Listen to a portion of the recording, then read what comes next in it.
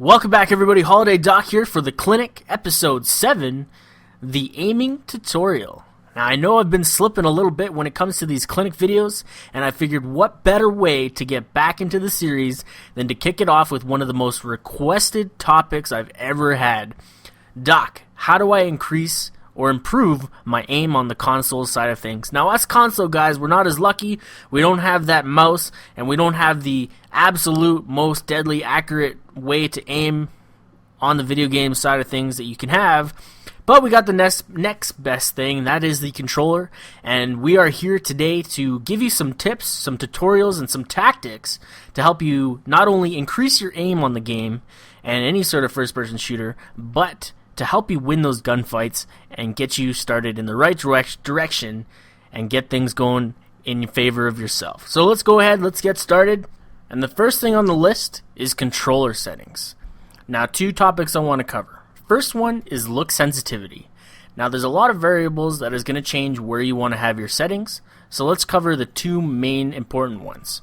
First, if you're going to be on a lower sensitivity, most likely the 2 to 3 range, you're going to be the Slayer type of player. You want to have that accurate shot at range and be able to make those shots on a consistent basis. The lower sensitivity is going to allow you to do just that.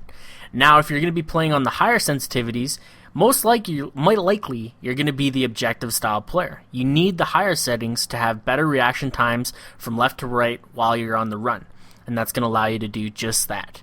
The second part of this is vibration.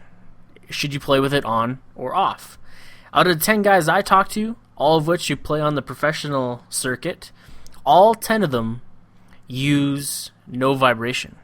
And I can tell you out of personal experience as well, that when you take out that vibration, your shot will improve. You take away that added movement on the controller, and your flinch and your overall reaction and stability on your shot will improve. Now that we got the controller settings all covered, let's head over to the field and put these tactics to use and combine them with a technique that some people might take for granted.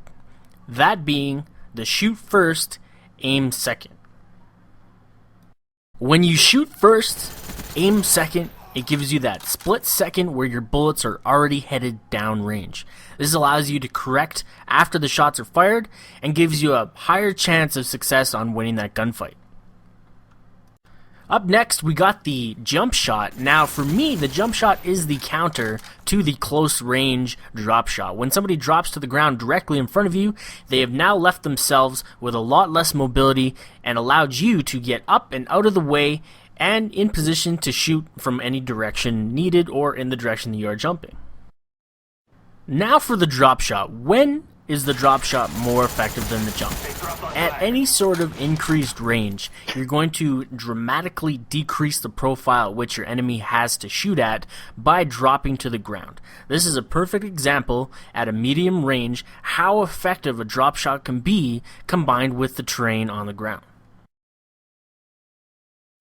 The last part of this, but certainly not the least, is knowing when to hip fire. At a range of 0 to about 10 feet, a hip fire is generally going to give you a quicker kill than trying to aim down sight.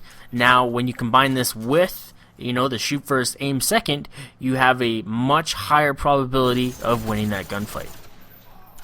And that kind of wraps it up, guys. Thanks a lot for checking out the video. My name is Holiday Doc. If you enjoyed this series in the clinic, be sure to leave me a thumbs up and a comment. And if you have any questions, feel free to drop one of those down below in the pants bar, which was new and improved. I added everything to a more simpler way to access everything Holiday Doc. Anyways, I'm out of here. Have a good night.